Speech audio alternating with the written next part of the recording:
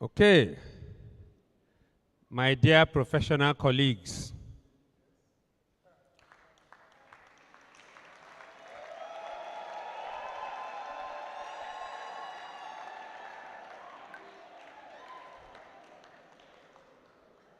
I thought you didn't hear that.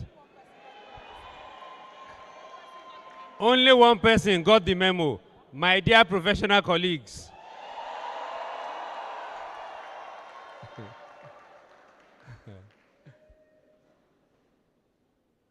Okay, congratulations to every one of you again. You all look very good. I mean, earlier on I said you look very good. But now with your lapels on, you look even better.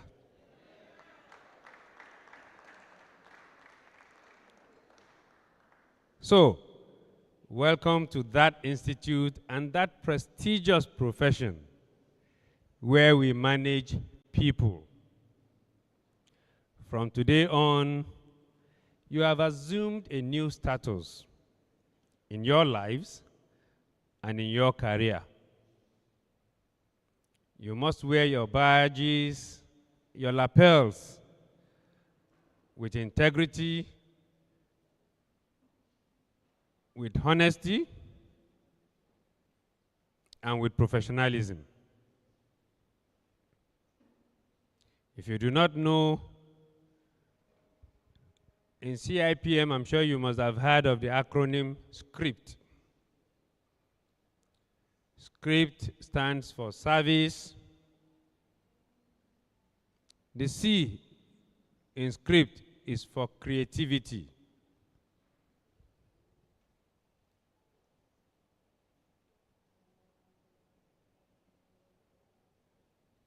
I'm sure you must all be wondering how creative you need to be. The R is for respect.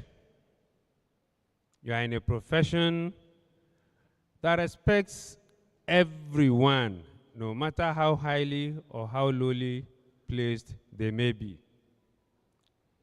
The I is for integrity.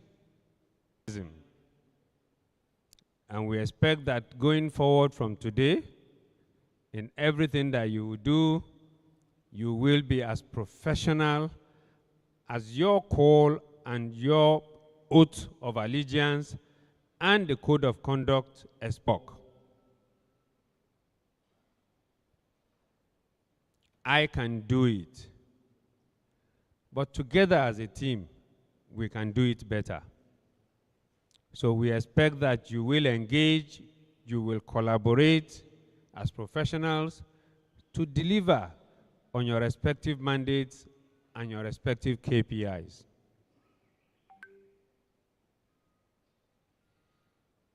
But here is actually my important charge. Today you have become members of the CIPM. You have been told that you have an HRPL license with a 3-year validity. It expires after 3 years, and you have to come back to renew it. What perhaps you have not been told is that to renew your HRPL license, you have to show evidence and proof of the fact that between today and 3 years from now, you have practiced HR as a professional, you have participated in the Institute's activities, whether nationally or locally in your branches, you have taken some learnings in the course of the 3 years as an HR professional, you have offered learning as HR professionals in knowledge sharing sessions yourselves. So beyond just paying money to renew your license, you must show evidence of all of this. Otherwise, we will not renew your license. We are not that institute who hands certificates and licenses to people just so they can claim, I'm a member of CIPM. You have to demonstrate commitment to the institute, whether at the branch level or at the national level, whether at the chapter level or at the branch level. And you must demonstrate that you are inculcating all those knowledge that we share as an institute in the practice of HR wherever you may be.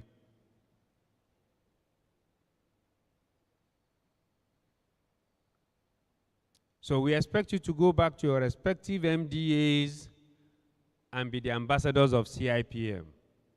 Be the change agent that this institute expects of you. Do not just carry our name or our lapel.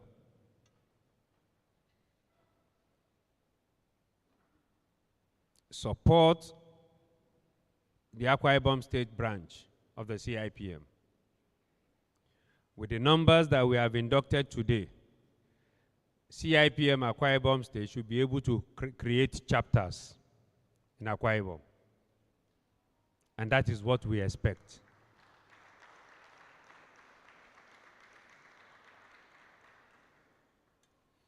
In Lagos, Lagos State branch has 12 chapters. A chapter in Lagos may have more members than we have inducted here today.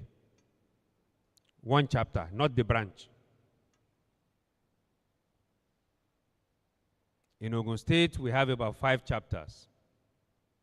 In Oyo State, we have 4 chapters. In Abuja, we have 3 chapters.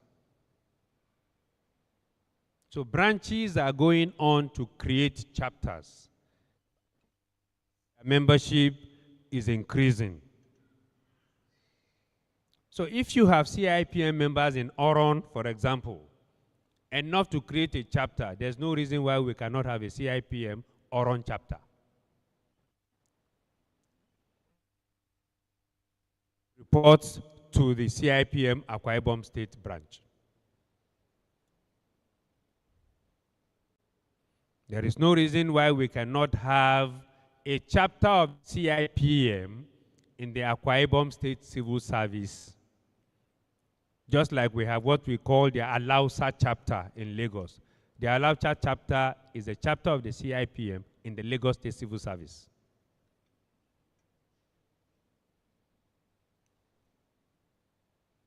That way, you will be creating knowledge, you will be offering knowledge, you'll also be taking a lot of learnings from the activities of your respective chapters. My last charge. I know we are all HR professionals. Some of us are even directors already. Some of us may even be permanent secretaries. But like I always say, no one is too old or too knowledgeable to be mentored. So get a mentor for yourselves in the HR profession. If however you feel that you do not need a mentor, at least please mentor somebody. So get a mentee and mentor somebody to get to this stage that you have gotten in your profession. Mentor somebody to also become a member of CIPM. I'm sure in your respective teams, you will have people whose hands you can pull and pull them up. So go and be ambassadors of the CIPM. In my characteristics manner, I'd like to invite all fellows of the CIPM who are here present to please just stand here in front with me. Fellows of the Institute, please.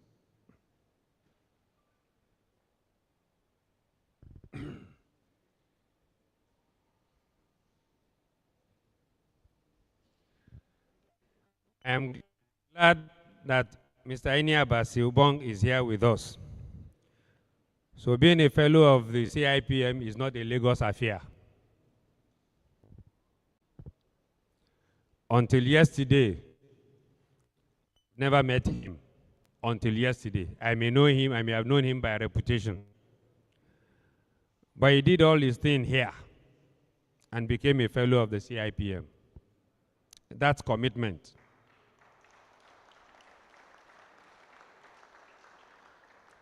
That's dedication. That's the kind of valor we expect you all to bring.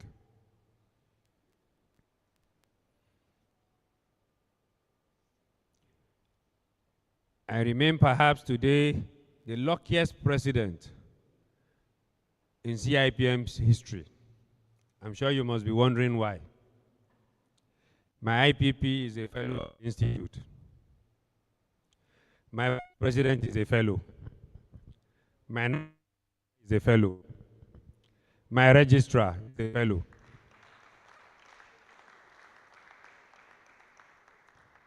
I am a fellow of the institute.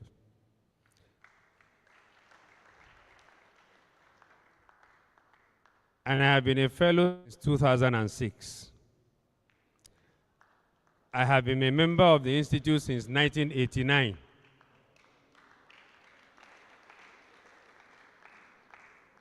And like you, I joined the institute as a personnel officer with the Ajaokuta Steel Company Limited at the time.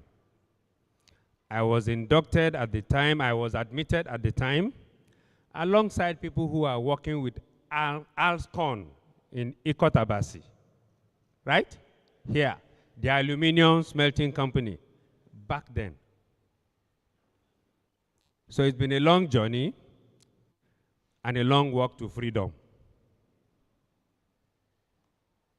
I'm saying this because I do not want anyone who has become MCIPM to think that that is the ultimate. The ultimate is this, becoming a fellow of the institute.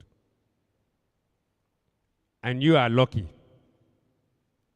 You are lucky because you are going to be doing this in 7 years. In 7 years, the president who comes here to induct people may be inviting you to stand here as fellows in 7 years.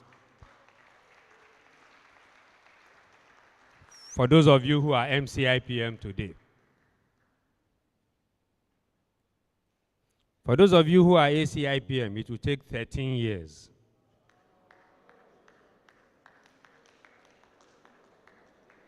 But 13 years, you know, is like tomorrow. All you need is to put in the hard work. 13 years because you have to move from being associate to full members, and from full members to become fellows. But I ask you, in 6 years' time, when you are ready to become full members, to assess yourself and see whether you are the same person who was inducted today in those 6 years. You will find that you are completely different. So being a member of the institute, like my VP and National Treasurer will say, requires hard labor. Not hard labor the type they do in prison, but hard labor in terms of learning, in terms of acquiring knowledge, in terms of giving knowledge, and in terms of participating in the activities of the institute.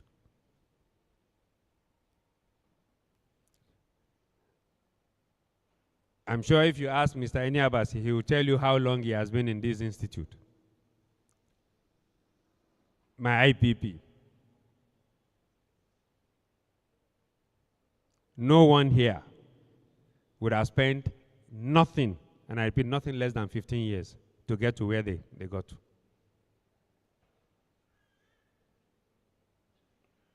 So your hard work actually starts today.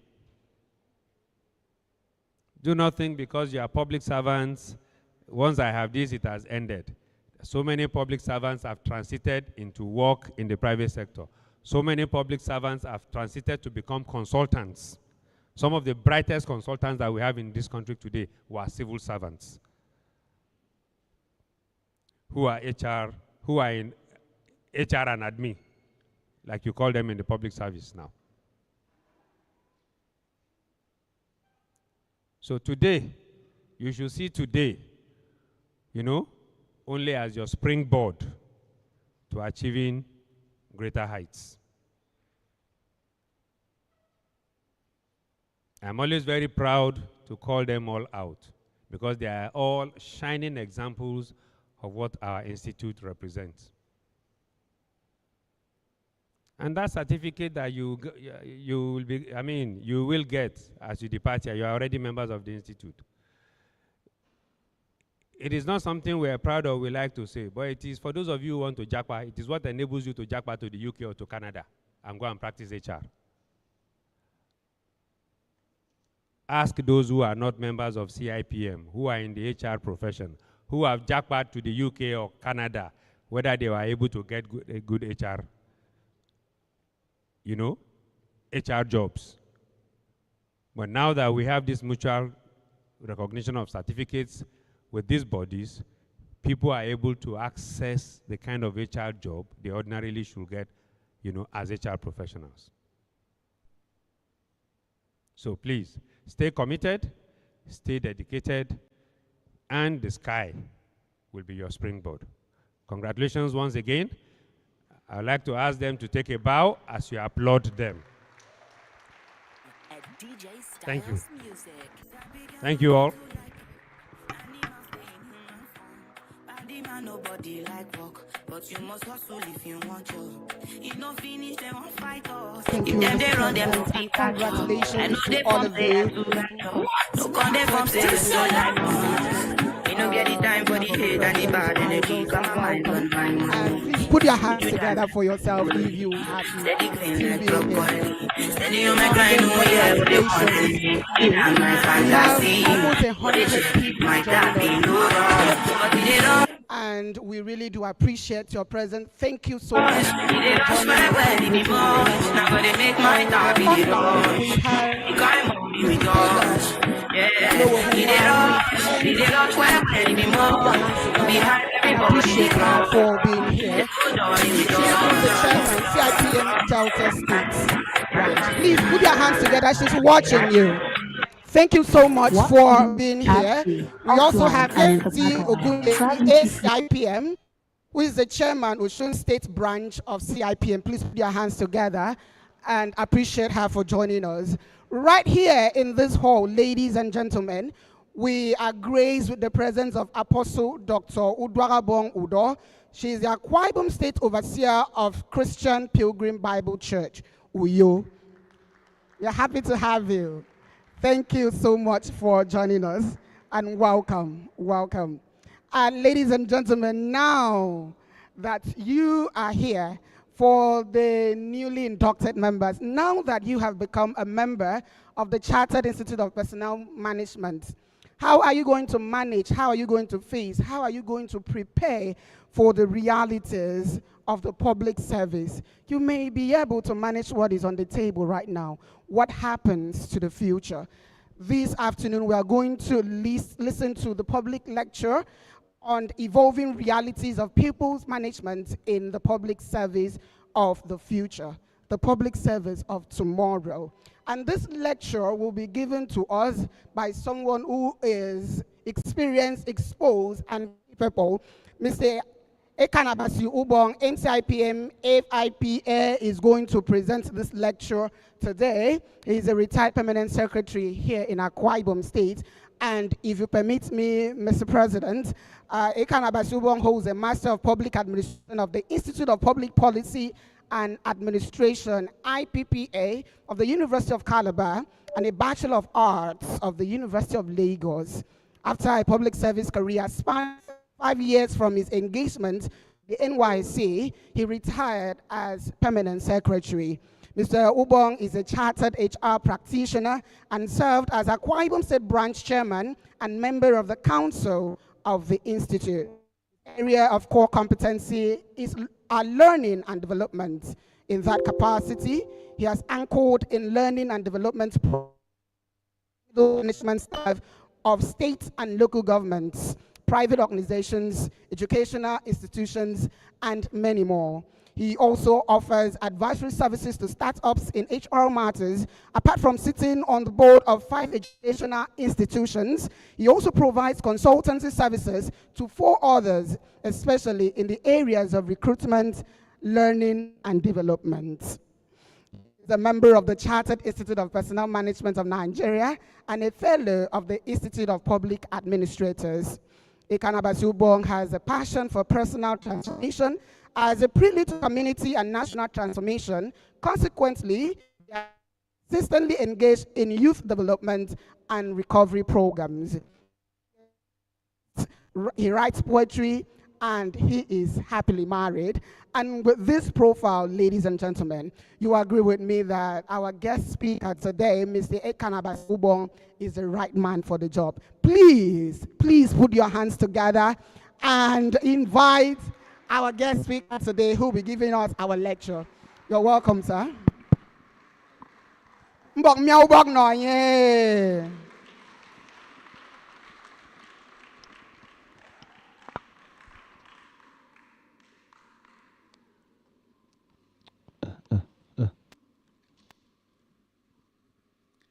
The chairman and president, or the president and chairman of council of the institute.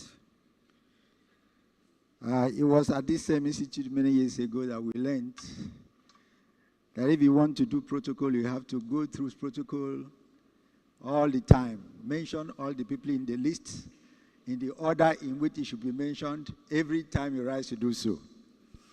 Otherwise, you can just say the special guest of honor, distinguished ladies and gentlemen. Or you can equally say that all courtesies are very respectfully, duly extended. So this morning, I extend all courtesies to all members of the head table and all of us who are gathered here this morning. I started tertiary education at the University of Lagos and I read history. And I like to reflect on history in times like this, much of which the chairman, has also reflected on. As I was just observing the process of the induction, I noticed that there was a certain level of excitement. But when the president was giving his charge, there was also a very deep level of soberness. And I want you to combine the two in good measure, because moving forward, you are going to need it. One of the reasons I believe may be responsible for the number we have here in this hall is because it is now compulsory that beyond being chartered to a professional body in a professional body, you may not gain your promotion in the service. I want to observe that if you now feel that you have come in, you have been inducted, you are chartered to practice, and that is sufficient for you to go back and gain all your promotion until you become a director, it is not the reason why you are here.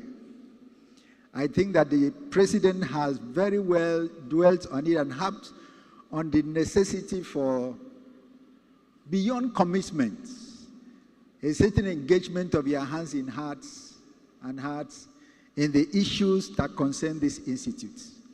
As you move from associate to full member, from full member to fellow. Unfortunately, it looks like we have been practicing laziness after retirement, because we're long ago due for fellowship. And my junior brother there, who is now a fellow, he joined the institute before me. He just saw me yesterday morning and said, I will not allow you to rest this year. You must put your papers together to be made a fellow. I hope you work hard enough to get us there, because it's a position to desire to be. Now, we will be sharing thoughts with you, and honestly, my intention this morning is actually to speak more to your hearts. We want to be able to recruit you into a certain level of engagement that will ensure that you make progress in the institute, but more than that, you make the kind of contributions that you need to make in your own service. And I want to say that if, on account of the things you have learned since we began this process, with the pre-induction training that we had, the very wonderful moments that we had yesterday, the interaction with this very high level of seasoned professionals, it should have the impact of creating a certain kind of restlessness within you, to refuse to be satisfied where you are. And if you have that level of restlessness, I know that it will do something. It will do one thing. One thing I know is that you will refuse to be satisfied with routines, usual practices. It will make you desire to make contributions that will lift the practice of HR in the organization where you are higher. It will make you seek to innovate, to be creative, to be pathfinders, initiators of change, and to make sure that you stand out and make a difference wherever you are.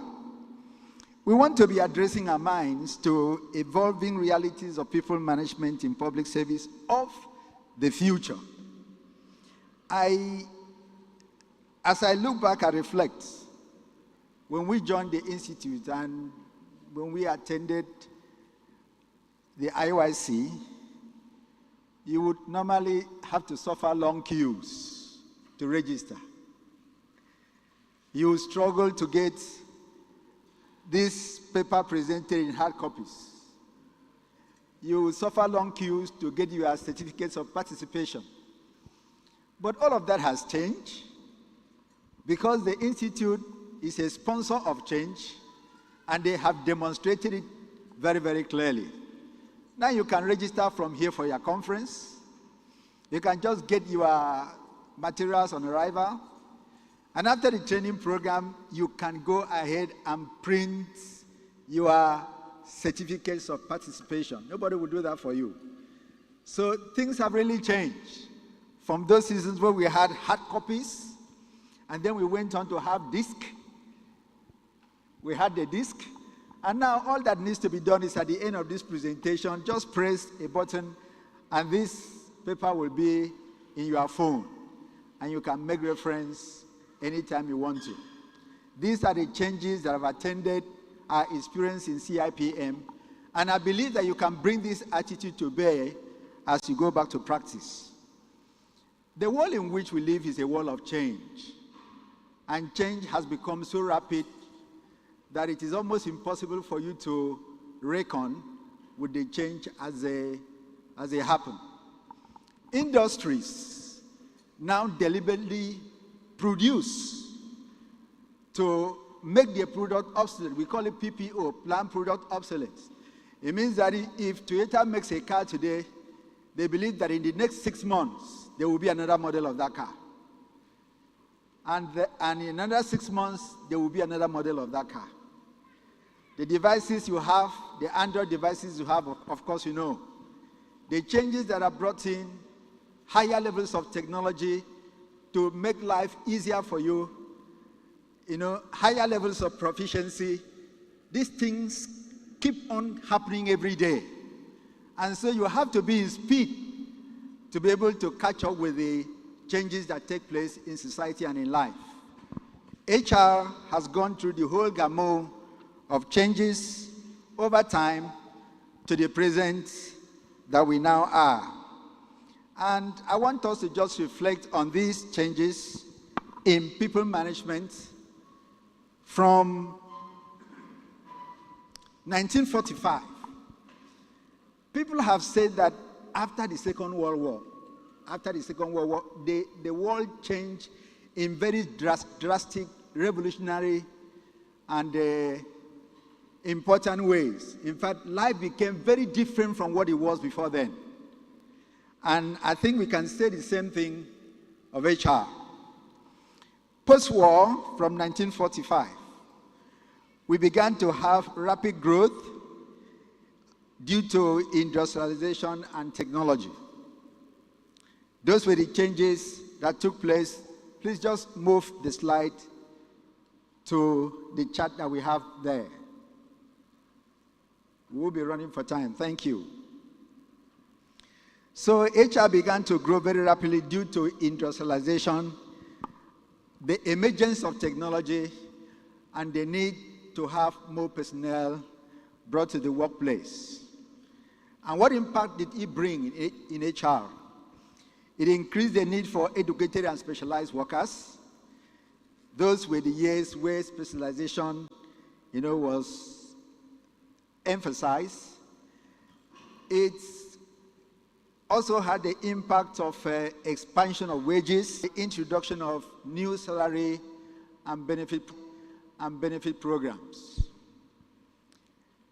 As part of the post-war changes in HR, you now had a shift in power dynamics, that you did not have a workplace that was just dominated by employer or the management or leadership. Increasingly, the people began to have a voice. So we began to have a shift in power dynamics between managers and personnel. And what impact did it create? There was a now greater collective voice for the workers, increased need for formalized employment, and then greater emphasis on employer-employee relationship. From now on, you will notice that the voice the people had in the workplace continued to increase. In the decade of legislation, the man who gave us the keynote address yesterday, that people should be very knowledgeable and familiar with extant laws and regulations that govern practice and the practice of labor. So you had an increase in legislation, changes in HR. You had power dynamics. The emphasis placed on legislation to make sure that the discrimination in sex, in age was removed, and also emphasis was laid on occupational safety. The impact of that was that there was now the establishment of a legal framework to protect employee rights and safety in the workplace. Still, as part of the decade of the 70s, the emphasis was now on transformation. In the civil service, because most of us, that is the area where we do our practice. How do we deal with very knowledgeable and familiar people in the workplace, laws and regulations, much of the stick of labor.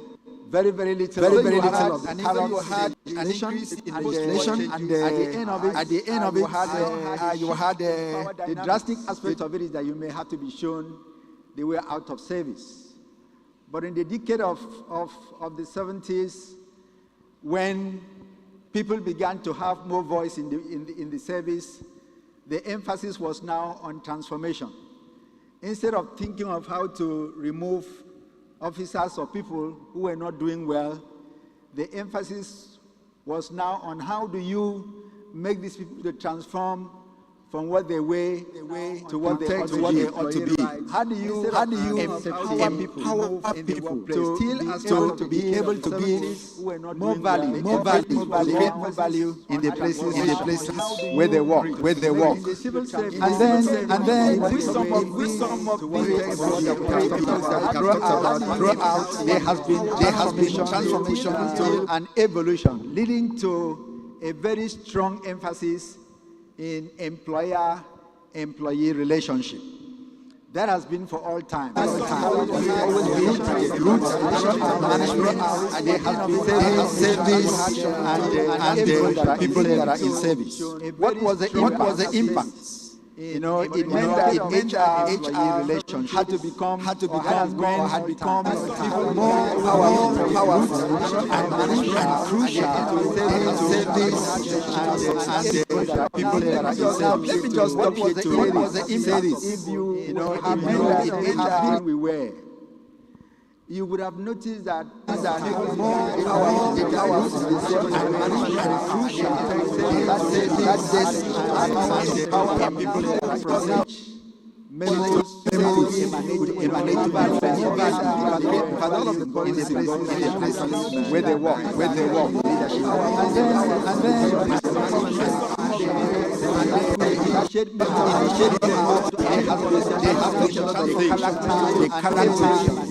the output in the service, and the benefits that come in the service. This was provided by the people who were in leadership. But over the years, we discover that directors have become so emasculated. They have no influence at all.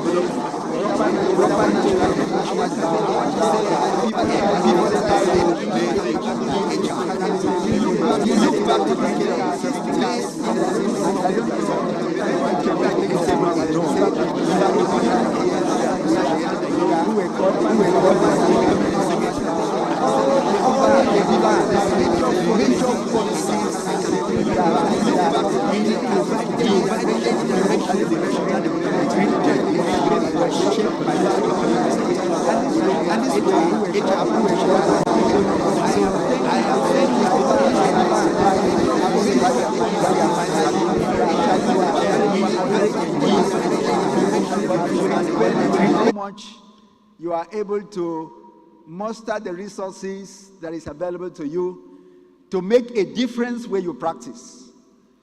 We have, despite the constricting nature of the practice of HR in the public service, a lot of people have been able to make a difference because of what we said earlier, developing a very restless spirit, ensuring that you propose for change, follow up on the proposal for change, and ensure that those changes are in place over time.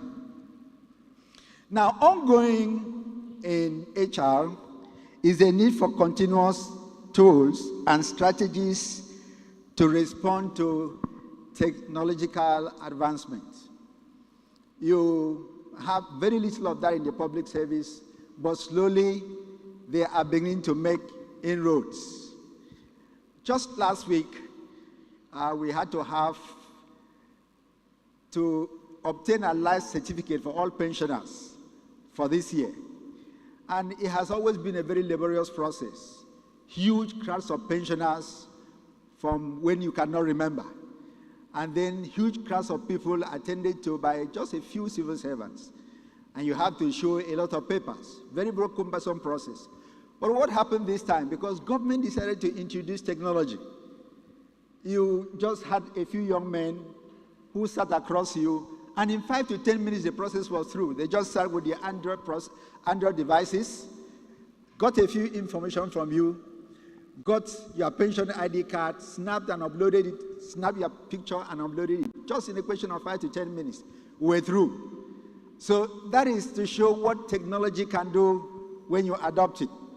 So you will not be tired of advocating that in this season where technology governs everything, determines the direction of life in society, you will not be tired of advocating that needed technology should be brought in to your services. Now, the impact that is bound to create is that it will lead to continuous adaptation. It will lead to evolution of HR responsibilities, the entire value chain, beginning from recruitment, training, benefit, administration, and disengagement from the service. The future of HR, we began to talk much about that since yesterday. is now dominated by the emergence of HR tech and data-driven decisions. How do we promote discipline in the public service? That is to show how do we promote adaptation when you adopt it. You will not be tired of advocating for HR responsibility. In this season for 2 years, and you are due for promotion. You come from the recruitment training, you just feel administration advocating, which in any case is very subjective. Needed from the service should be done. When you think that the other from just feeling one day, now just feel how the other from one day to create, and your directors is across the table, is now to continue dominated by the education for 3 years take, you will lead to evolution, data-driven HR responsibilities for promotion. Value chain. But you see, it is time now we begin to appraise people administration, uplifting service engaged by data. And this data has to be generated by HR people. I remember we had a meeting of HR everything had how we can improve policies. And we found a place somewhere that this data has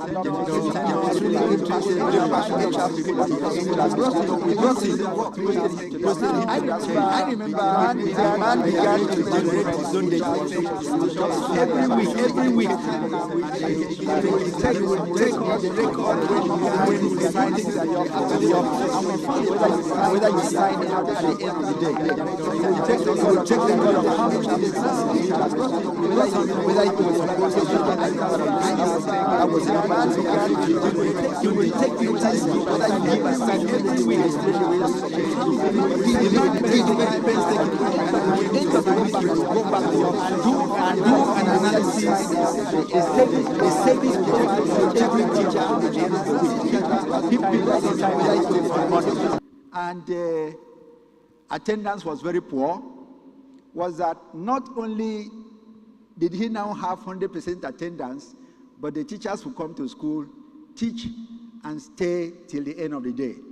So on Monday morning, every teacher will rush to that analysis that the man had done to see what they had done, what they had achieved in the previous week. That was a completely novel thing. So what we did in the service was to adopt the template that the too many principals responded to it. Because if they did, we would still not be having the challenges of absenteeism that we have today and very, very low performance in the service. So I am saying here that you can begin to generate the kind of data that will enable you to take less objective decisions in the process of career progression, so that the benefit of administration or the reward management in the service will change from what it is now. Just save a normal 3-year tour and then get promoted. People may even get promoted because they are more familiar with those that process promotion, more than those who are actually working hard.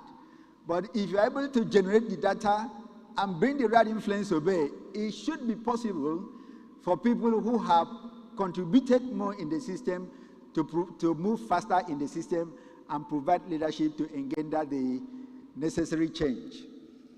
Yesterday, we heard the story of a young man who was promoted by the governor from a deputy director to a full director and appointed as permanent secretary and posted to where? Office of the governor. Now that man he can even be more powerful than the SSG, depending on what he brings to the table, in one day. And somebody made a remark in response to that. He said, how can somebody, by just reading a dress properly? He saw the result, he was not looking at the process. He said, how can somebody, by just presenting a good address before the governor, get promoted and appointed as permanent secretary? That is what he saw. He didn't see when the young man became dissatisfied, became interested in attending United Nations University to learn responsible management. He did not see that. He did not see when he left service, went to South Korea to be trained in one of the best policy institutes, trained in research. He did not see that when he returned, he wrote the template for human capital development for Akwa Ibom, was adopted in the South-South, adopted in Nigeria, adopted in West Africa, and then adopted for the entire African region. One person. He didn't see that.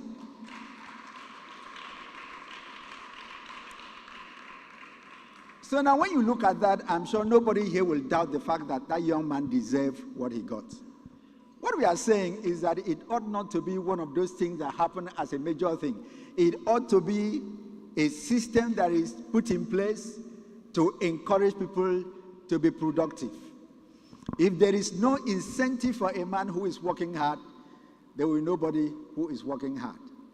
I tell teachers all the time, if a student knows that he can pass examination without reading, no student is going to read. So whatever you can do to stop examination malpractices in school, please stop it. You will find that quite a number of students can pass through schools and come out with 9 alphas, but will still not be able to write original copy received by me. I actually met a graduate who was coming for employment who could not write original copy received by me. At the point we were about to begin documentation, that is that in-law factor. That is that subjective operation in the HR chain. At the very point of coming in, a man could come into the service who was actually not qualified at all. Now, let's just take a look at the evolution of the public service. I want us to just speak true to ourselves. Now, if you look at the pre-colonial antecedents of public service in Nigeria, just a rudimentary system that people of influence and people in authority could just were qualified to give service in organizations. And what were they expected to do? Just simple personnel functions. In fact, what you had at that time were just clerks and secretaries, record keeping, basic administration. But the system became more formalized during the colonial period. In that time, you had now standardized processes of personnel. Procedures were introduced, principles were in place, but often the recruitment process favored just the Europeans, because of course you had a tag that you were a black man and you were not able to do anything properly. At that time also, personnel management was still primarily focused on administrative activities. In a period when the emphasis began to move to indigenization, government began to make deliberate process, to make sure that the personnel that served in the service were not Europeans, but they were actually Nigerians. Laws were made to ensure that Nigerians who were in the service could also become part of the commanding heights of the service, as it were, at that time. Now, the emphasis has been moving. I don't know where Akwa Ibom stands in this matrix, but I do know that at the federal level and in some states and nations in Africa, you heard some of them mentioned yesterday. Particularly, we heard about Rwanda. A lot of changes have come into the practice of HR, into the framework for practice of HR. At the federal government, changes began to come in where emphasis was now beginning to be placed on HR's strategic functions, aiming to align employee capabilities with organizational objectives. Is one of the things I want us to note as we practice HR. When you prepare and leave your office for work every morning, and in the place of work, how many people you at the head of it, how many people working with you are able to establish a relationship between the series of tasks that they perform and how that actually contributes to organizational objectives? For a lot of us, the employment is that at the end of the month, I will be what? I will get my salary. My salaries will be paid and I will be able to pay my bills.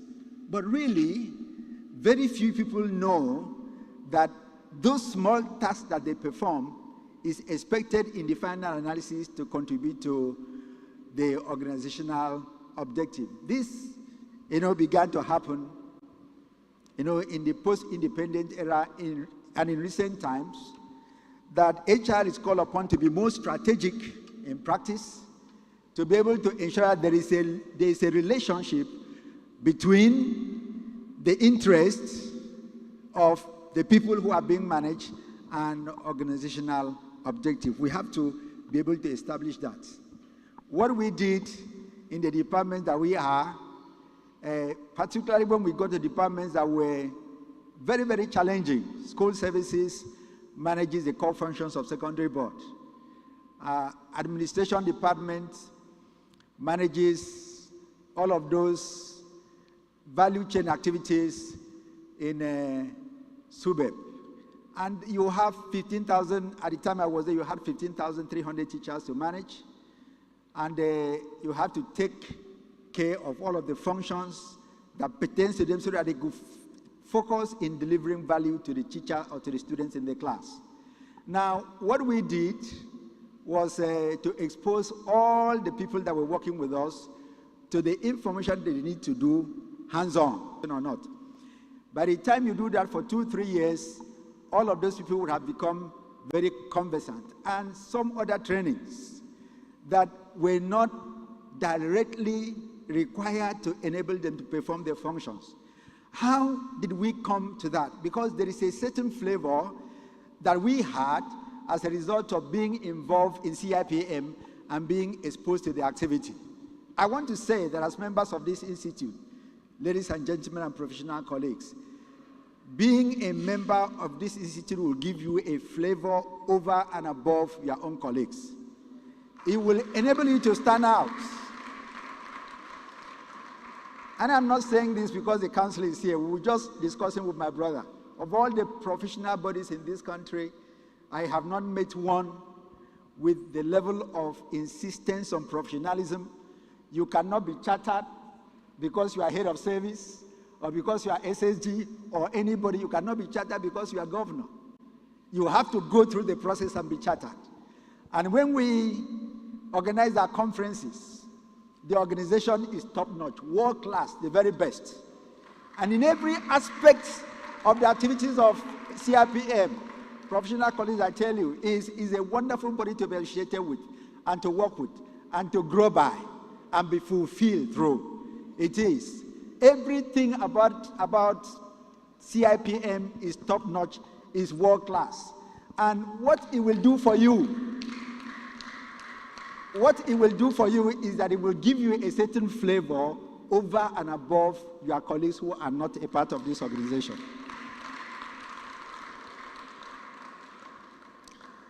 So take time and associate well. Let's just say a few things about current practices. We want to begin to wrap up by speaking heart to heart.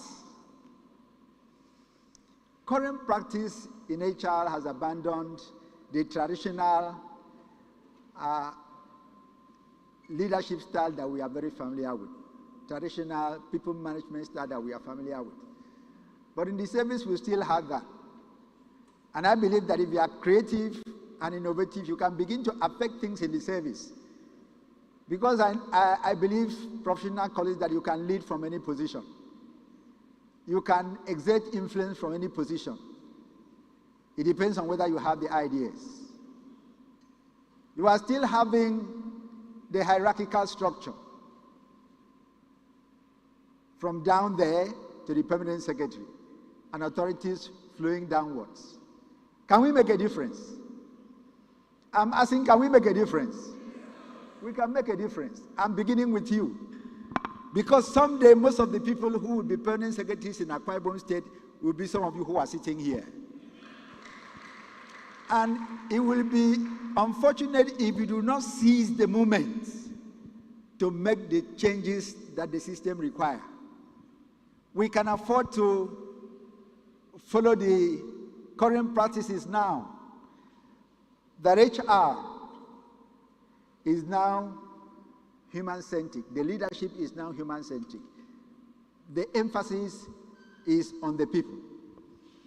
Before now, the traditional was that we seek for commitment from the people, we seek for loyalty from the people, and it is the people who show commitment and loyalty, sometimes to leadership, even when they may not be very productive, that get more rewarded.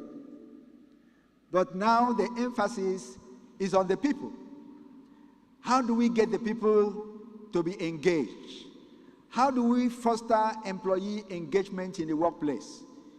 And we have now moved from employee engagement to employee experience.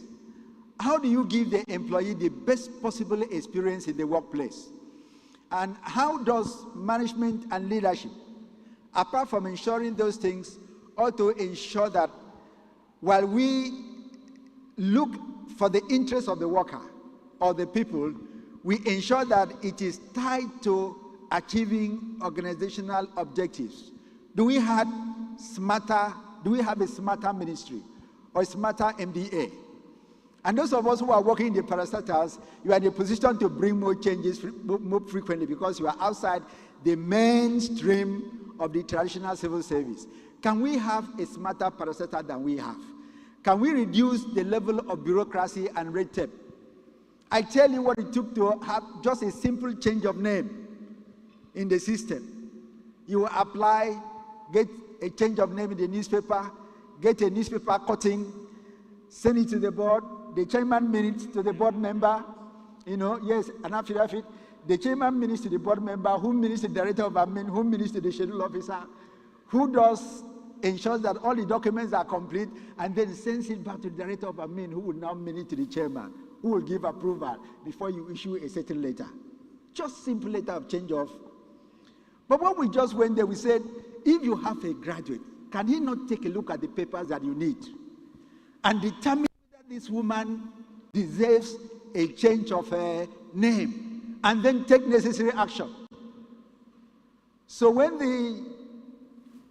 the minuting comes from the chairman, we just minute, schedule officer, please take necessary action and rebate, process and bring for my signature.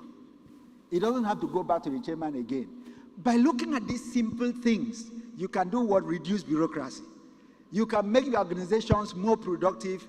You can make them smarter. I also remember promotions. We will do promotions, 2,000, 3,000 teachers at a time. The entire process of shortlisting, interviewing the people, and then to produce a promotion letter. Type the promotion letter one after the other for 2,900 people. By the time you finish, we have lost 3 months. By the time permanent secretary signs each copy, there is 6 copies for each person. It is another 3 months. To just deliver a promotion letter for somebody qualified. How many months? 6 months. But we just said, can we make a difference? Permanent secretary, you sign with black pen. Why don't you just sign 1 copy? And then the other copies are produced from the system. Let's scan your signature and put it in your system. He said, can you protect my signature? I said, we'll protect it. We are sure of the people we are working with. So now, using the computer, the desktop, and the form for the typing of the letter, all the secretary did was just copy and paste. Copy, paste, and produce. In 3 weeks, we have produced 2,900 copies of letters. Just 2 weeks. And then in another 2 weeks, the permanent secretary has finished signing letters for 2,900 people. We package all of them, and the teachers will just sit down with ease and get their own promotion letters. That did not need a circular from the civil service to effect. So where you are, you can do what? You can make a difference if you think creatively.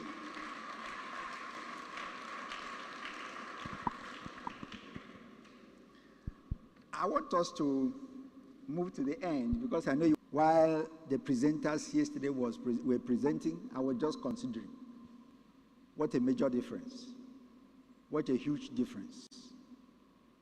So that is where we are. Not employees who are not properly engaged, employees who do not have a good experience in the workplace, employees who have nothing to encourage them, How many people have received arrears of the promotion in recent years? Let me just see your hands. Have received arrears of promotion. Arrears of promotion was one of the things that civil servants use to make a difference in their lives. They used it to buy cars, to buy land, and to develop buildings. But how did arrears begin in the first place? How did arrears begin in the first place? So now, we don't want to dwell on that, but not having those things. What is going to be a typical attitude of the worker that comes to the office? Maybe discouraged, maybe hopeless, maybe just stirring up the survival instinct. When the survival instinct kicks in, what are you going to have? And sometimes it can be very frustrating in the service. If you permit where you are to begin rent seeking, that every service that is offered on your table has to be what has to be paid for. Does it happen sometimes? Am I speaking to people? Does it happen sometimes? Where the services that people, your own clients, the internal client, not even the external client, the people that work with you, maybe in the field offices or in other directorates, they come to get something and there has to be rent. Why would a messenger tell you that he's feeling very hungry? At the very point, go and bring out a file. Just at that point, that you want him to go and bring a file, he will say that he is very hungry. Why should it be so? That seems to characterize the public service of the now. That seems to be so. But I have said that we did recruitments. I have done several recruitments in which most of the people who were recruited, we didn't know them. We went through the entire process. We shortlisted. We did aptitude tests. We selected. We interviewed, and we selected people before we went for documentation. But now, you may not even know when recruitment is happening. It could just be flying over your head. A young woman that we helped, to have a job at the MPA, soon after began to inundate me with vacancies that are available. In the Federal Civil Service, he said, do you have somebody who wants a job? There's a vacancy that is available. And you know what she was doing? She will tell you clearly that this is the cost of this. This one is 1.5 million. This one is 2 million, all of them. She just told me that, sir, it is not possible for you to join. I know that cannot be true. It is not possible for you to join the Federal Civil Service now if you do not do what? If you do not do what?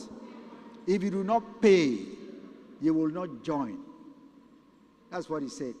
That seems to reflect the public service of the now. Now, just juxtapose this side by side with all the wonderful things that we have heard. Then let's go ahead and consider the expectation of our clients in the public. Do the people of Nigeria deserve a better economy? Do they deserve a better economy? Do Nigerians deserve to live better? Lower cost of living, lower cost of fuel. Would it be a wonderful thing if government builds a house for every civil servant? Is it possible? Over time, one government built 5,000 houses in Ikorogbene and another 5,000 houses at Idu. Is that not so? In fact, it was during the second term, 10,000 houses. Unfortunately, most of those houses are still in the bushes now. And I can tell you that, for me, what I have recommended, let's get all the teachers to live with the students in the compound, and government can afford it. Very, very simply. And let's ask for accountability from the teachers. We know what we have proposed, for that. We have said, let us see how we can hold teachers accountable for the pay that they receive. A purpose-driven service. Let us hold them accountable. And we developed a template, we call it Teacher Service Progression and Professional Development Scheme. It's a comprehensive document. It means that not only will the teachers save the normal service tour, but at the end of that period, before the end of that period, you would have attended a training program with a curriculum that has been designed. We design curriculum for every salary and every step. You will attend a training program, take an exam at the end of it, and get a certificate, which will qualify him to attend interview. It would mean that in the course of the 3 years, that teacher would have contributed something to professional development. Why can't teachers write papers? Increase knowledge. Instead of using one note of lesson for 10 years, what the same note of lesson? Sometimes they will stand to teach, and the students that are teaching will know that they are very, very ignorant. Why? Because the students have access to this device. They have all of those information. So now, the public service of the future will have to take a cue from current practices of HR. Smarter organizations, more productive organizations, innovation, willingness to readily deploy. That is the civil service of the future. That is the civil service of the future. Because I tell you this, I used to tell teachers when I was serving in Subeb, I said, if you do not change now and do something, one day you will just wake up and discover that you do not have students to teach. I made that statement. I left the place in 2009 with an enrollment almost cresting, 1 million. I returned in 2016 to an enrollment that I dare not mention here. I will not dare to mention. You know why I will not mention it? Because of the Nigerian factor. Every school enrollment in Nigeria is political. All the states of the federation. But I was really surprised because we decided to go down and count each of the pupils one by one in the 1,158 schools. I told the commissioner at that time, let us go and confirm before we start paying subvention on the basis of school enrollment. Let us go and confirm how many pupils we really have. We want to find that all of those classrooms, that all the students of the population of these pupils, if you not spend time to give them attention, they will leave you. And you find that you are irrelevant. The NET survey 2015, National Education Data Survey, says that the national average for literacy, that is a child that has left primary 6, is 23. That's national average. There are some states that are as bad as 56. That's to say, a child that has finished primary 6 cannot read and write. Doesn't have the basic skills of reading, writing, and numerics. It does not have it. And then when it comes to comprehension, if a child from primary 6 can read a material and understand what is there, the national is 43%. That is to say, a child that leaves primary 6 cannot read a simple passage and give anything, any idea as to what is there. Of course, some of them cannot even read.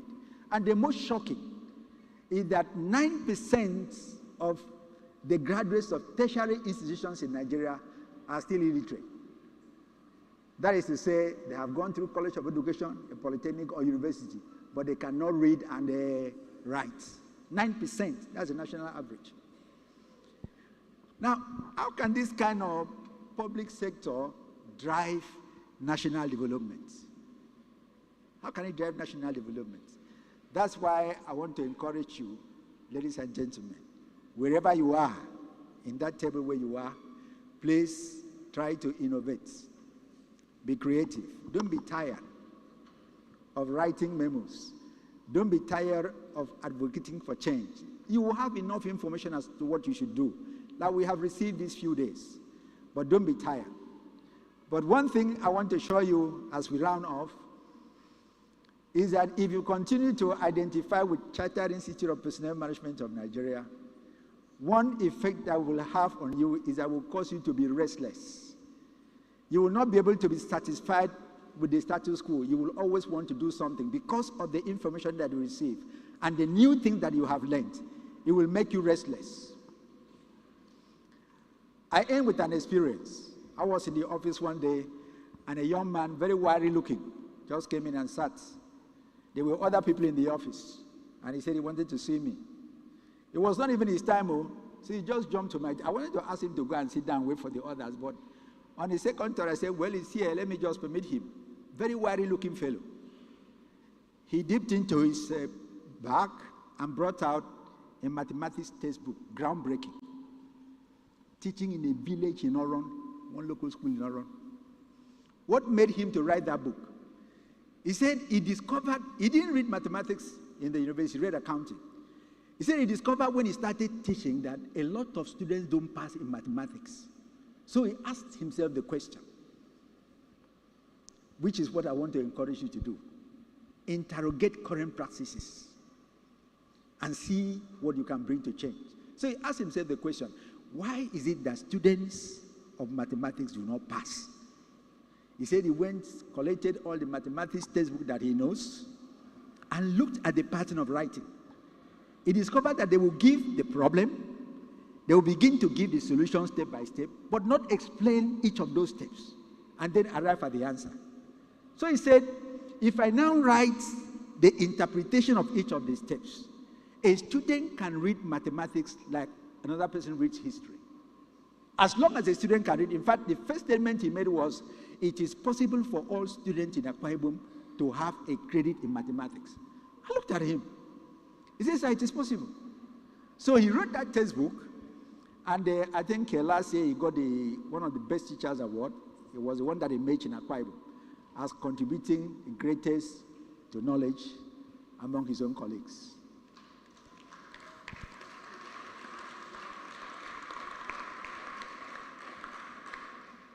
The textbook that he wrote will cover from secondary school to third year in the university. And then he went on to write another one for master's and another one for doctorate with a first degree. He said the professors in the university may not accept these other ones, but students in UNIO, they are one of the greatest patrons of that book. What am I saying? He asked questions because he was restless. He wanted to provide a solution. Are you interested in providing a solution? He was restless for change. He wanted to make a contribution.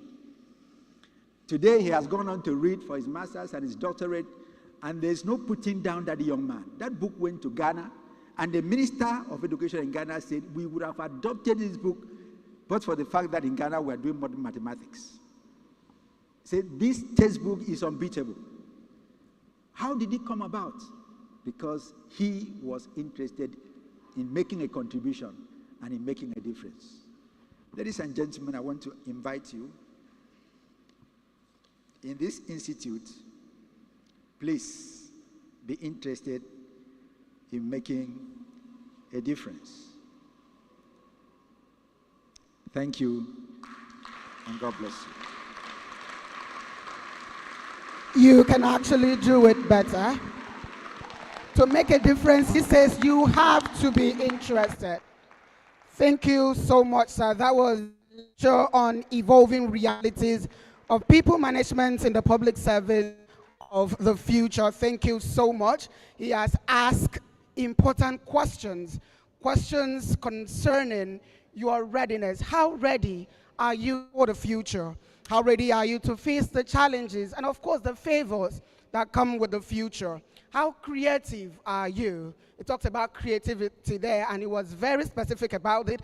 And he also your relationship, the relationship you have with the people you are working with and those you do not even know, you've not seen yet.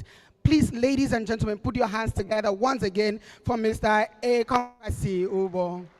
Thank you so much. You will agree with me, ladies and gentlemen, that that very presentation was Tony, was Grammy, was Oscar deserving. And with that, we're going to present him with an award of appreciation.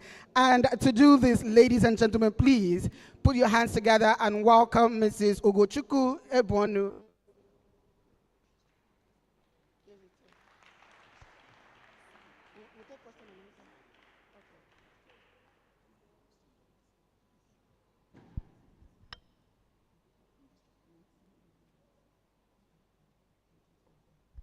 All right, so before we have that award appreciation given to the guest speaker today, you have questions actually, and we are going to take them now. If you have any concern, you have any question based on what the keynote speaker has said this afternoon, please, we're going to take those questions. We're going to start from here. Please, if you have any question from this line, please indicate by raise of hand. No question there, please. Is there any question here? All right, here, if you have any question, please put your hands up. We'll recognize that. And the very last line, if you do have any concern, question, please. All right, it was very clear, sir. So once again, thank you so much. Please put your hands together thank you. And now for the award of appreciation, I would love to invite Mrs. Ugochukwu Ebonu, while Effiong Ekemini Michael should be ready for his speech.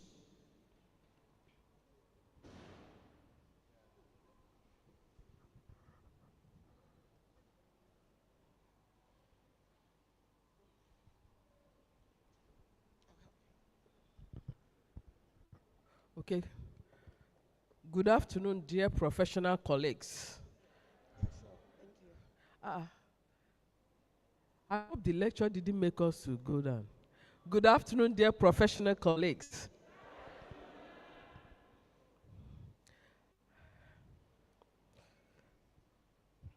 No, hold it well. Don't worry, don't worry. Don't worry. Sincerely, it's just been I don't know how to explain or describe what we have taken this afternoon. Sir, you have done us so well. The last word he said, and if there's nothing else you remember, I think is a charge. Interrogate the current practices and see where the change can be. It's been thought-provoking. So what I can take out from what the entire thing he has said is that the crop of the public servants that have been inducted today, brought into CIPM, in fact, you are the #1 change agent for Akwa Ibom State. That's the summary. And I know you can do it. That is the charge he has put for you today. That's the summary of it all. That the change Akwa Ibom State government has been anticipating in terms of the public service will come from every one of you seated here. And I know you will do that. On that note, sir, we are very grateful. You know, that's one of the things we get from CIPM. You just keep learning. You just keep learning. You just keep learning so that you don't become what? Stagnated water. Thank you so much, sir. You've done very well. On behalf of the President and Chairman of the Governing Council of our esteemed institute, we present this to you in appreciation as a guest speaker at the 63rd induction ceremony, today, 16th April 2025. Thank you, sir. Congratulations, ladies and gentlemen. Please appreciate guest speaker.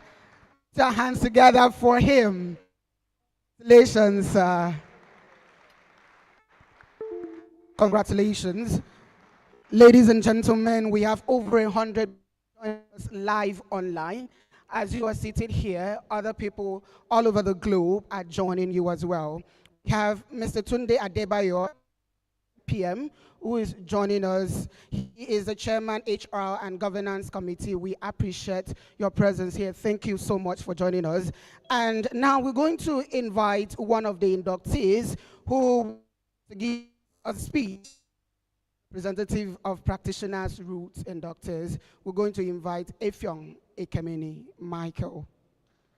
Please put your hands together for her.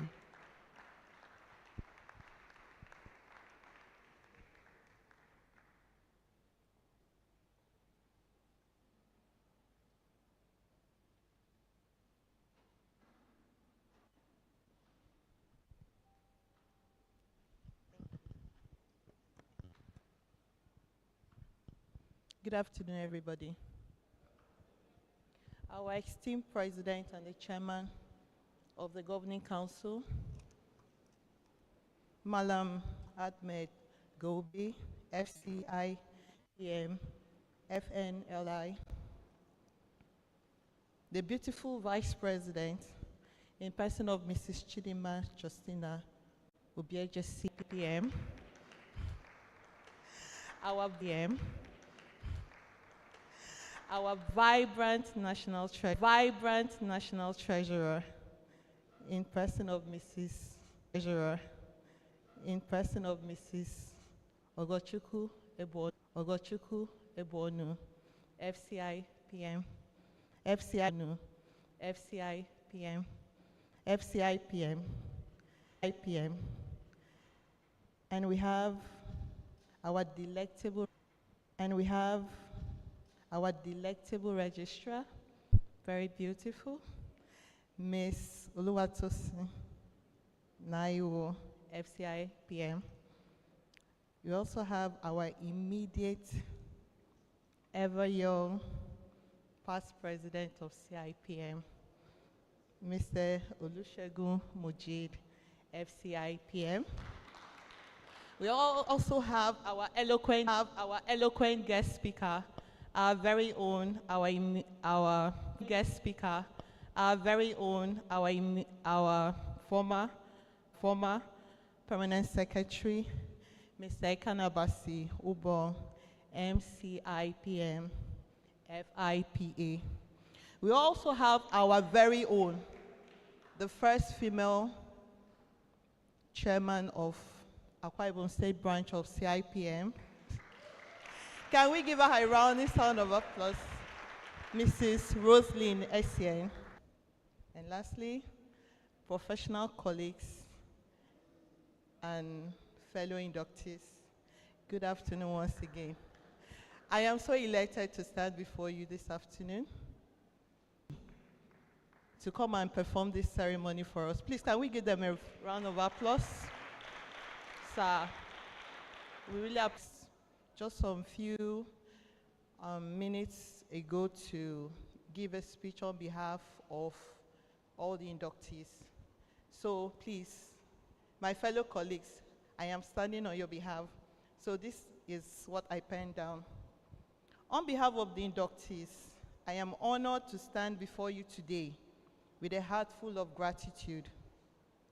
We sincerely thank the President and the Governing Council and the national members of the Institute for welcoming us into this noble and esteemed body.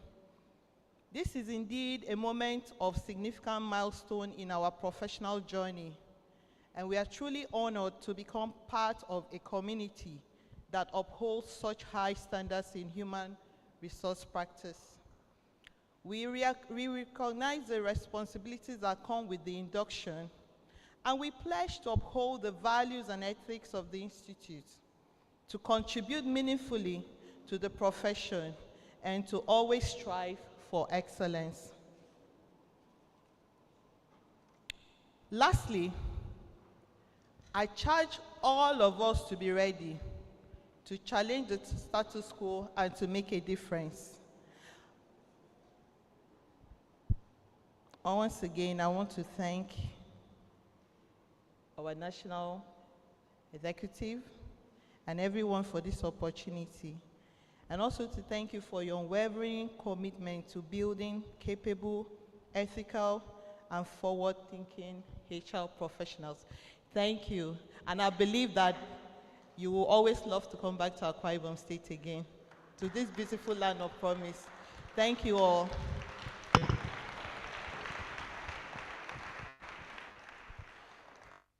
Can do it better to appreciate that beautiful lady that came up here to represent all of you. And once again, this is me saying congratulations to you and to everyone, including those that are joining us online.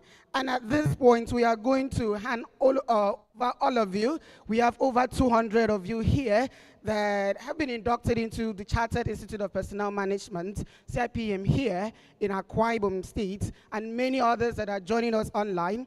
We're going to hand you over the chairman of Akwa Ibom branch of the CIPM. And I invite Mr. Inuabasi Ubong, who is representing the chairman membership committee, to come and officially hand over these inductees, newly members of CIPM in Akwa Ibom State, to the branch chairman. Please put your hands together for Mr. Inuabasi Ubong.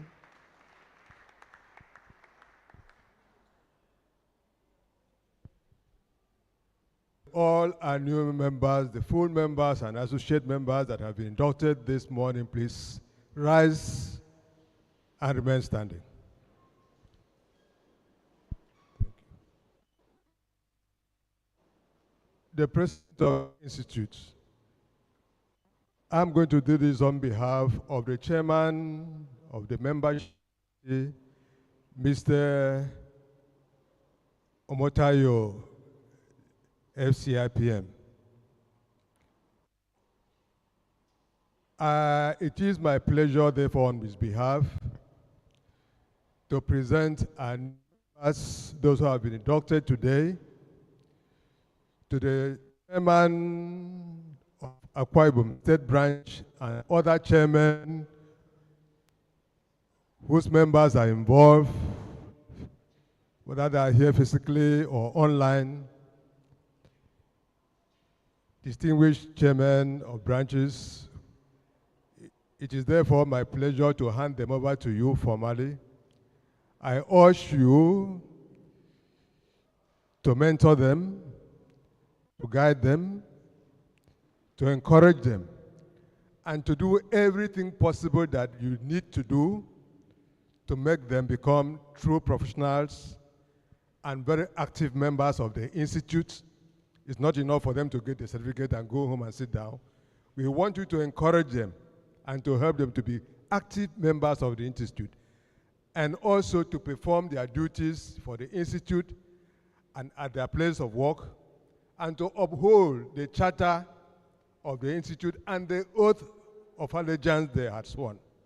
That is your duty, and we pray and we urge you to do that for the Institute. Thank you very much. Thank you, sir.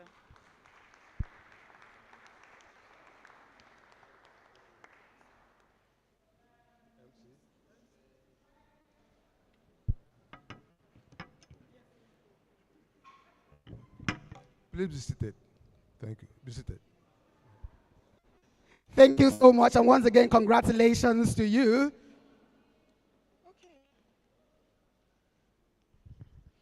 Thank you very much, President of the CIPM.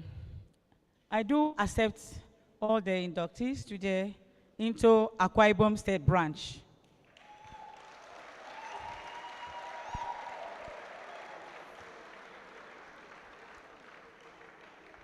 I promise my president, with the number of inductees we have today, we need to have many chapters. I have seen my CMD of the teaching hospital, Professor Inuabasi. Sir, you're welcome. I know that quite a number of them are from the University of Uyo Teaching Hospital. That's why the CMD is here.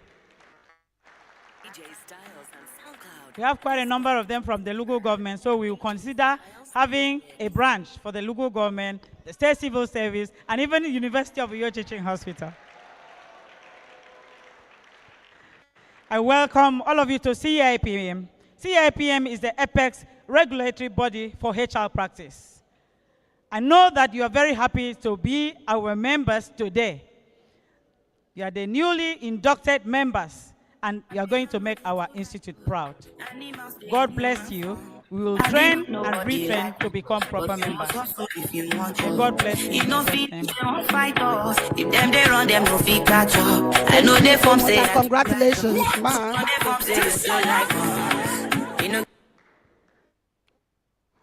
Okay, we're very happy to have Professor Maba here, and you should know he supports members of Uyo Teaching Hospital staff in that very hospital to be here. And if you are watching us online, know that you can sponsor somebody to become a member of this Chartered Institute. And if you are here and you are able to do that, go ahead, sponsor someone. Earlier, you were reminded that you should look for someone and mentor. So if you can mentor someone, this is a charge for you to do so. You can join Professor Emema Basibasi to sponsor and to support. Please put your hands together for the professor in the house. All right, earlier for the newly inductees, you were given the Institute Code of Professional Conduct. There are still things you need to know. And at this point, I'd love to invite Mr. Ruem Iyang to come to add to the Code of Professional Conduct we got earlier. Mr. Ankeruem.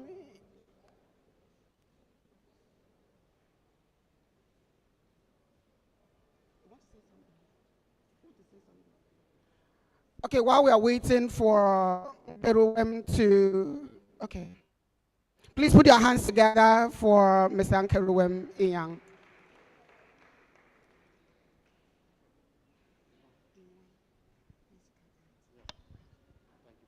Thank you, Thank you, Mr. MC. Good morning. Good afternoon. Sorry for that. I'm Governing Council and the Leadership Committee that is. I want to thank for the privilege to stand here to present this value provision on the CIPM Members Cooperative Society to the newly inducted members of CIPM. Media, please, can you put the slide?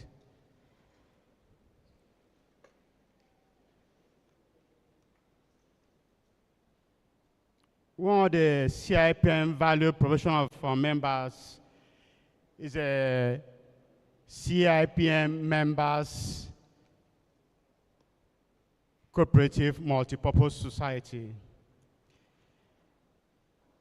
This started since its inception in April 2023. It wasn't just an individual effort, but it was a collective one.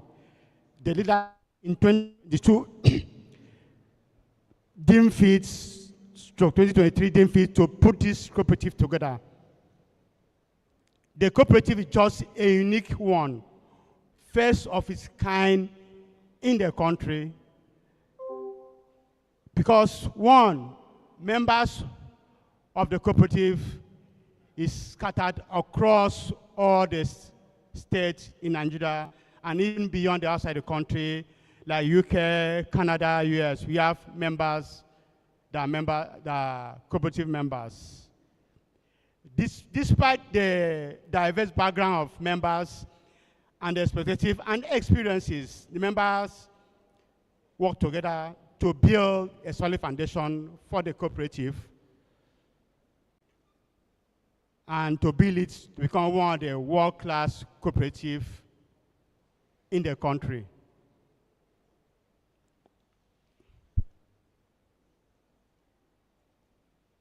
The objective of the cooperative, please, media, please, can you just put on the slide?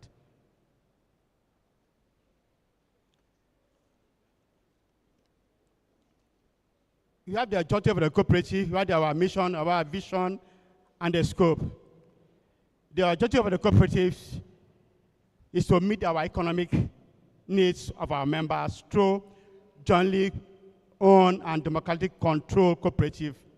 By pooling our resources and working together, we aim to provide foster economic development, all while enhancing the well-being of our members, and also in a way that individual effort alone cannot be achieved.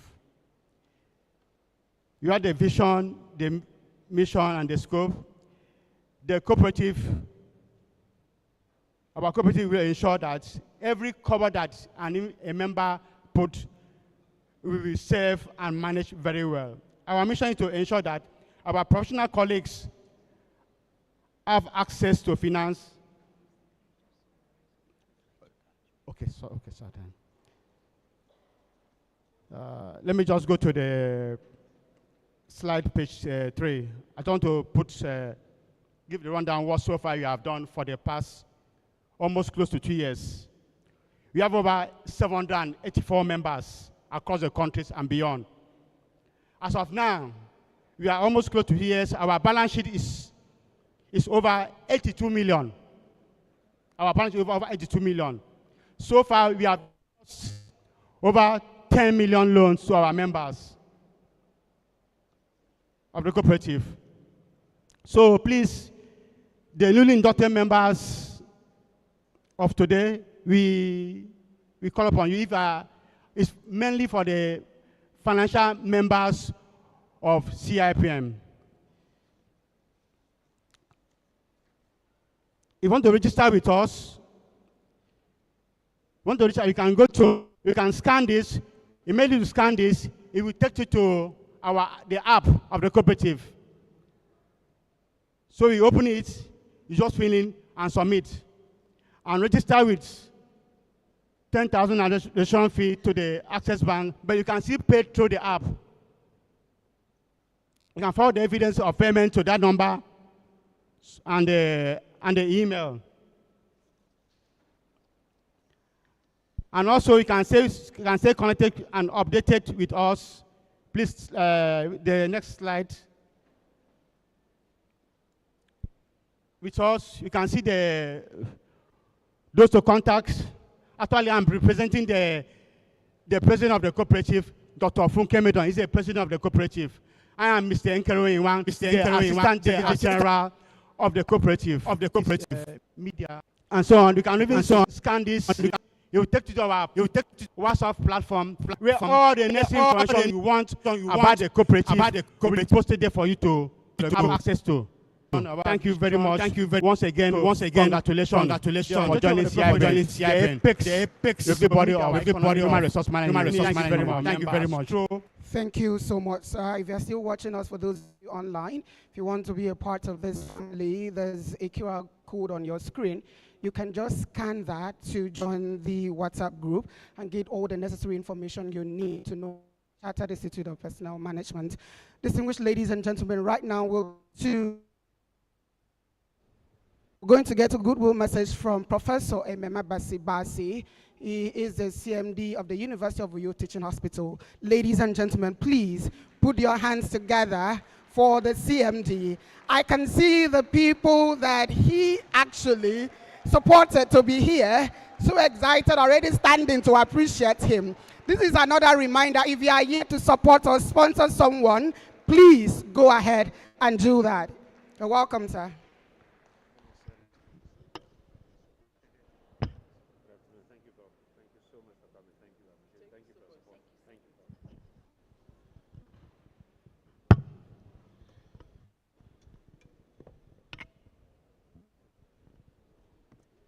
The National President of CIPM, Malam Ahmed Gobir, the members of the Leadership Committee, my State Chairman, my sister, Dr. Rosalind Essien, other members of your State Committee, so please, the newly inducted members and especially my staff we call upon from you. University of Uyo Teaching Hospital. Mainly for the Let me members congratulate of you CIPM. on the 63rd induction ceremony. With your theme, Activities of People Management in the Public Service. The truth is, I'm a manager. I manage resources, both human and non-human. And believe me, the most difficult to manage is the human resources. And that underscores the need for us to have professionalism. In our institution, we've been changing, we've been evolving, and they know that I've emphasized the need to have professional human resource managers. And that's why, as a management, we have supported CIPM and encouraged. I've always said it because it appears that one of the most lucrative, for whatever reasons, units in a federal establishment is the HR, for whatever reasons. And everybody wants to be in HR. In fact, the leadership of HR is very contentious. Everybody wants to be head of HR. I don't have any issues with whoever, but I've said that if you're going to be a leader in HR, you should be a professional. And that's why we've encouraged as many people as possible. You know, what we have seen over the last 2 or 3 years is there are so many bodies. Someone will go for a seminar of one day and now says a doctoral, starts calling himself, yes, a doctoral fellow and doctor of human, you won. So, so those, we don't recognize those bodies, but we have worked with CIPM to ensure. So I would just talk to my staff and say that to whom much is given. So I expect that with your training which you have received from CIPM, when you come back home, you would make the difference. So be the difference. So once again, I want to congratulate you all.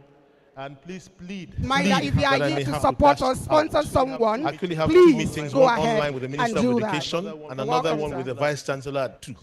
So I'm just going to join online and see. So I thank you for the privilege. And I'm sorry I came very late. Thank you.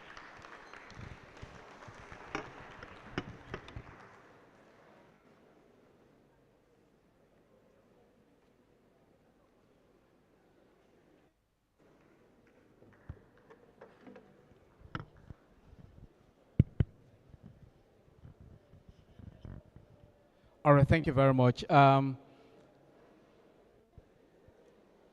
Let me also borrow a leaf from the book of my president and say, fellow professional colleagues, you know, I asked some people in the morning, I said, you cannot use your lapel pin yet. If you need it, it's because I've been a member several years before now. But you see, that is a story now. You can use yours now. So you're welcome to PM. Okay, great. I just want to also let you know some of the benefits that you have as a member of the CIPM. Mr. Nkera Ewang, who just left, talked to us about the CIPM members cooperative society. Because you have been inducted as a member today, you have access to become a member of that cooperative society. Before now, you cannot join it, but now you can join. We know also that when you become a member of a professional body, there's what we call annual subscription, which you pay every year. How many of us are aware of that? Okay, great. Now, you can look at this high table here. The leadership of the Institute have asked me to announce this to you, that part of what the Governing Council has approved and which is a benefit for you is that because you have become a member today, you have paid your annual subscription for 2025. You are also covered for 2026. And you are also covered for 2027. So until 2028, before you start thinking of paying your membership subscription. How sweet is that? Is that all you are going to do to appreciate them? Thank God they are here to see you. All right. Now, by virtue of also being a financial member, there is what we call the CIPM Members Welfare Scheme. That means from today now, you have an automatic life insurance cover because you have become a member of CIPM. And that cover will cover you for 2025, 2026, 2027.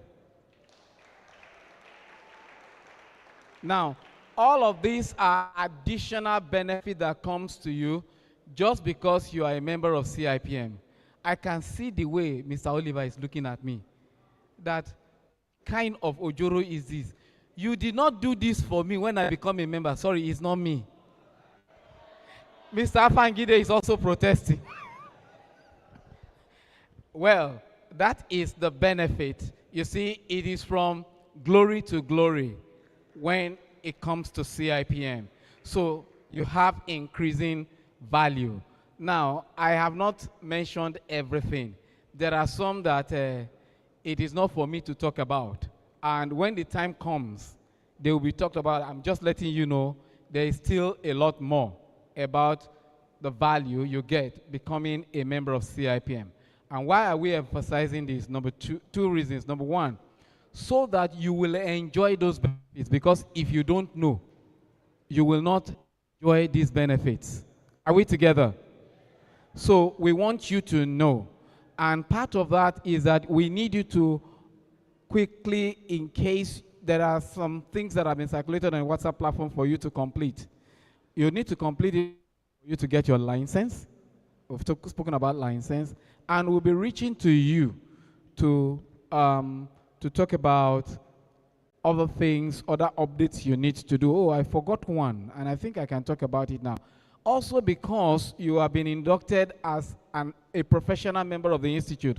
Interestingly, we are now in the election period for the Institute. It means you are now eligible to vote. Even officers at the national level, not just at the branch level. How does that make you feel? You can decide on who becomes the next president, yes. Yeah, that's what in this election period. So you are now qualified to become, in fact, you are already a bona fide voter. You don't need to go and queue for voters registration. You have already gotten your voters register. So, and we want to encourage you all to actively participate in the Institute's election period and to be part of what goes on in the Institute. Your active participation is what makes the Institute tick. Before I leave this place, I would just like to give us a very, very important announcement. Can we all take our brochures?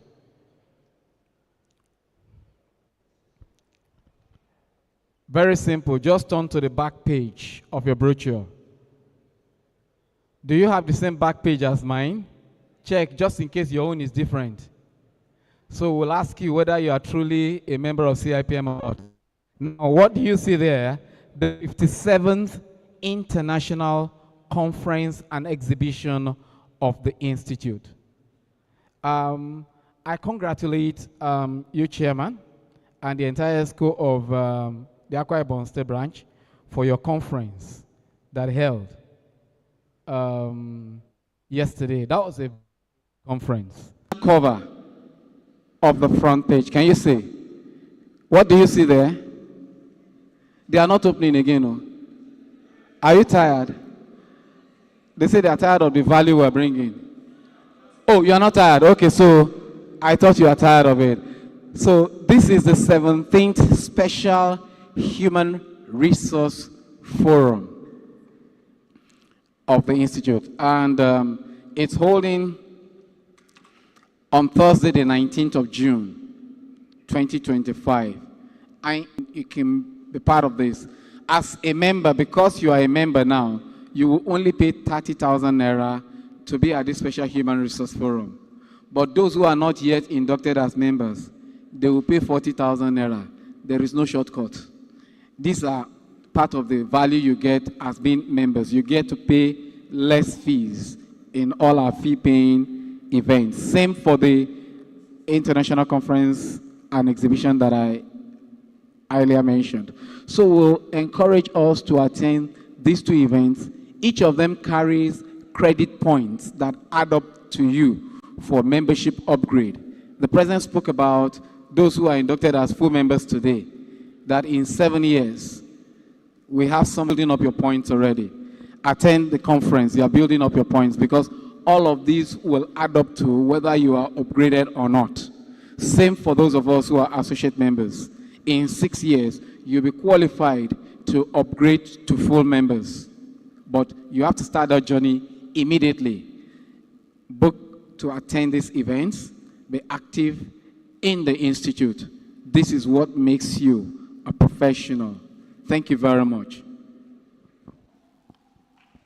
Thank you so much. Please put your hands together to appreciate him.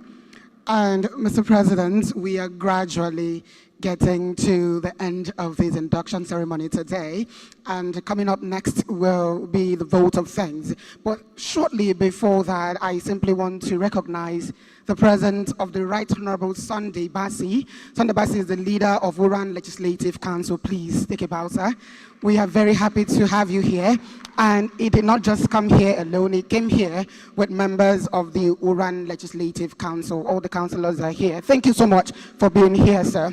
And now for the vote of thanks, please, ladies and gentlemen, permit me to invite Mrs. Chidinma Justina Obiejesi, FCIPM, for the vote of thanks. Please put your hands together as the Vice President makes her way here for the vote of thanks. Look at how beautiful she is, and I'm happy she's enjoying Akwa Ibom State. Welcome. Good afternoon, distinguished colleagues. I like my role because it brings this induction to an end. And I would now want to test if, before I do that, let me find out if you can still go home with your certificate. I hope you've not been given your certificate. Okay, so better. Let's see if we are going to keep it or take it. So I said, CIPM. Oh, okay. I think some of us will go with us. Some people are not responding. Were you not here yesterday? CIPM. Thank you very much for that. So you are welcome into the group of, into an association that delivers value through people. Our president and chairman of the governing council, all other courtesies due well and respectfully extended. Did I get it, sir? Aha. You see, me too, I'm learning here. Thank you very much.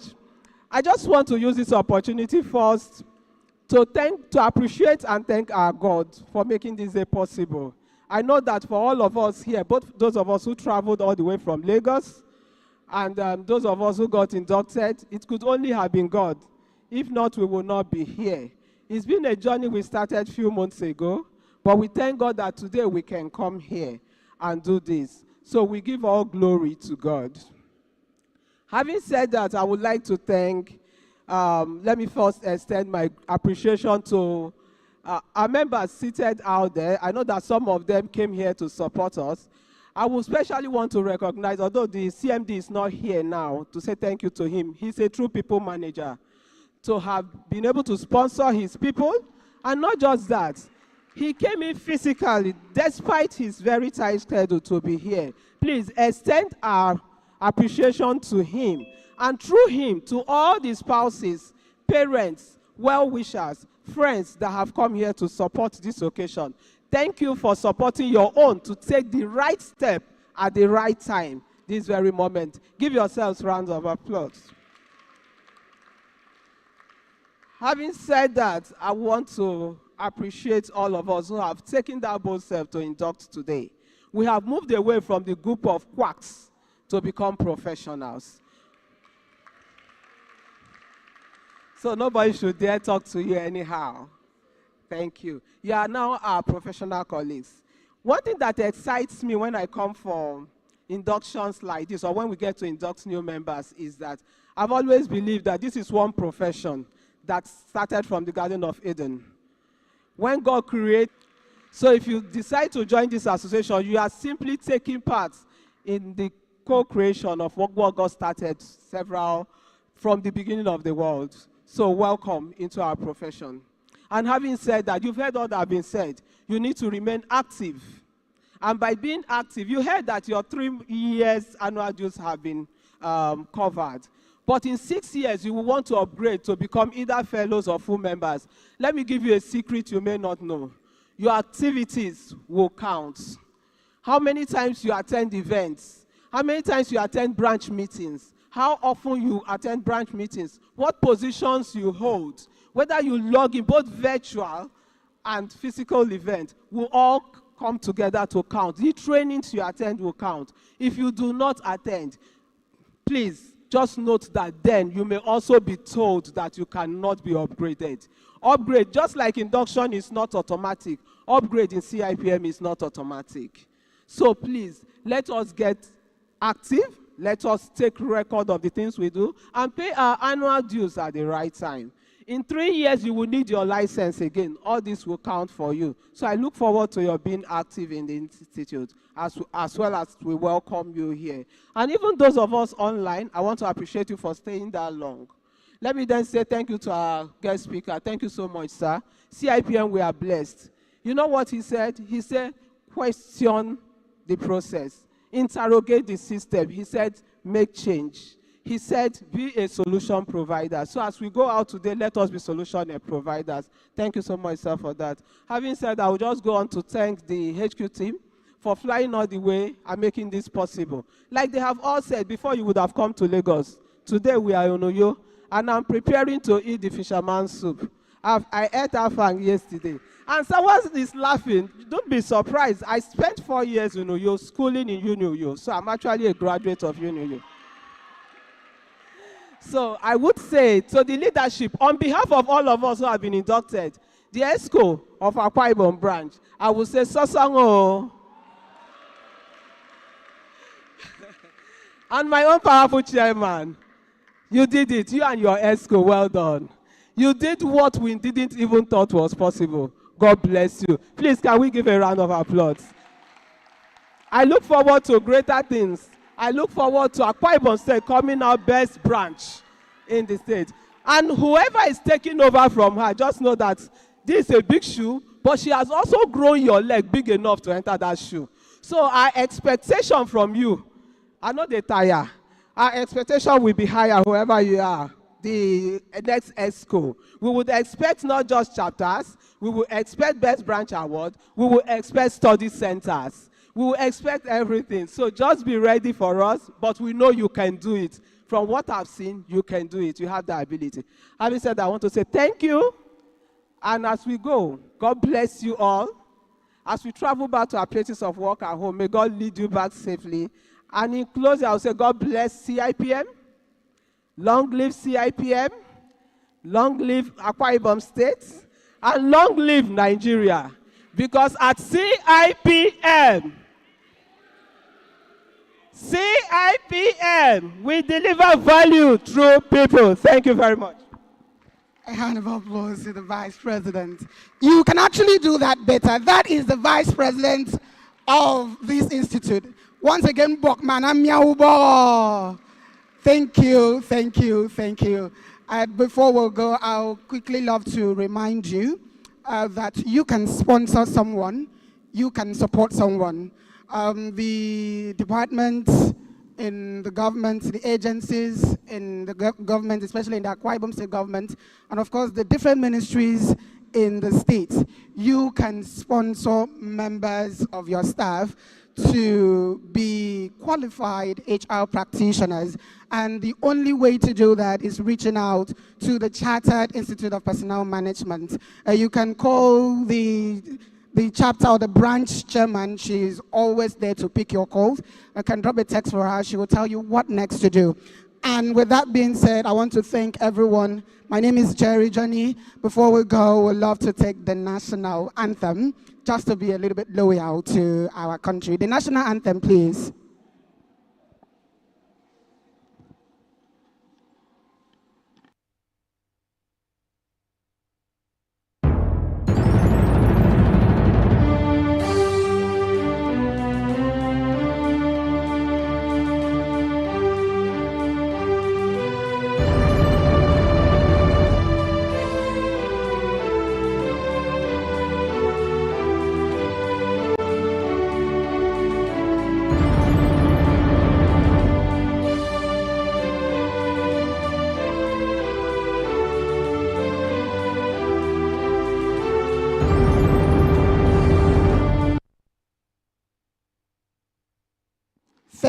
everyone. Congratulations. Go out there and reduce quackery. Go out there and increase productivity in the public service.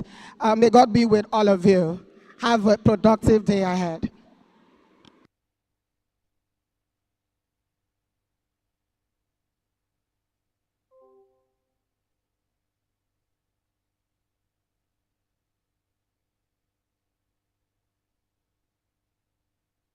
Follow DJ Styles on SoundCloud, Facebook, and Instagram at DJ Styles Music. That big girl no they too like talk.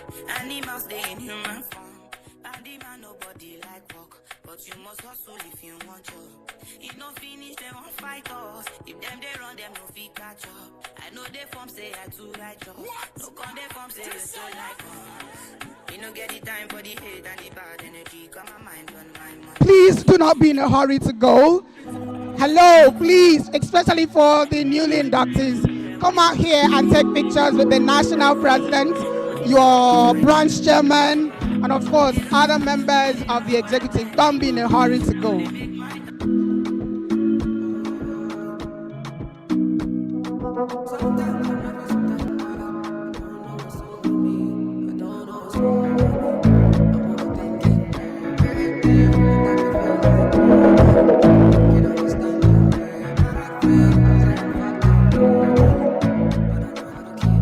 All right, fellow new members, for those of us who would like to snap picture with the president and the leadership of the institute, please, you can come now.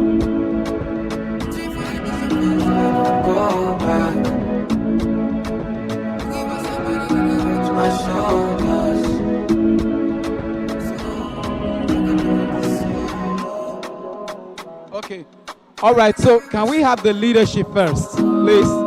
The high table. Chairman, don't go. Chairman, don't go. Guest speaker, please. Mr. Iniabatubong, where are you, please? Mr. Okay, please. IPP, yes, you are there. Thank you. Sorry, sir. Please allow the leadership first. Hello, sir. Hello, sir. You will need to excuse us a little bit. Okay. Where's the photographer, please?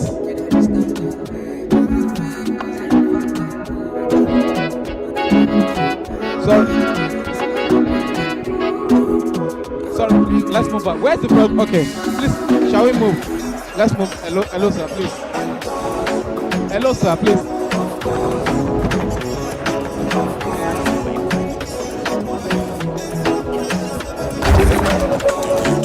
All right. Thank you. Can we have the ESCO of Akwa Ibom State Branch? The executives, please. Executives.